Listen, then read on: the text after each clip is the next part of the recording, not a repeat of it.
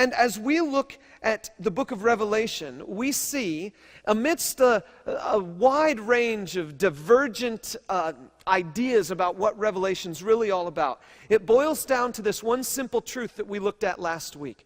The one simple truth is that our King has come, and He's coming again, and He's still in charge of it all. Anything that we do is about our relationship to Him. And so, before we get to Revelation today, and before we look at our passage today, I want to draw your attention to a few key principles of how to study the book of Revelation. The book of Revelation is unique. It is one of the most grandiose of all the books in the Bible, and there are a lot of people who have played games with it to try to identify the secrets buried beneath the surface of Revelation. So I'm just going to give you 4 key principles for how to study the book of Revelation. These should show up on the screen, but here it is. Number 1, look for explanations in the context. If some of you get really passionate about what we're doing over these next couple of weeks, and you want to read ahead in the book of Revelation, I want to keep you strapped down to the context of Revelation. The first place you look is the context of Revelation. Does it explain itself to us somewhere? Today we're going to look at one of our verses in today's study is explained 2 verses before it. It'll be pretty interesting when we get there.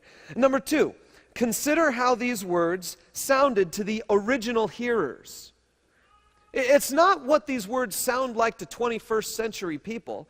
It's what did these words sound like to the original hearers? What did it mean to them back then?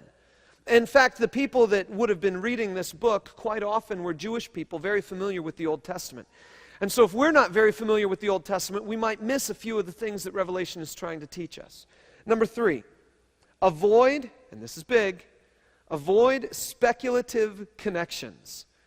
I've met a lot of people who will lay out the book of Revelation on a piece of paper, basically on a timeline, and it's almost like Revelation is a flow chart where they try to take little lines and draw connecting points from little tiny things in Revelation to things in our current society. Like to say, oh, when the big plague of locusts comes, that must be actually helicopters, because we don't have gigantic locusts the size of this stage in our world, so it must be helicopters. And they try to draw a line from what the text says to what they think it might mean.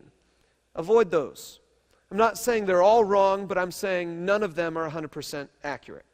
We don't know with 100% accuracy any of those things, so just kind of avoid them. Finally, this is the big one, I think.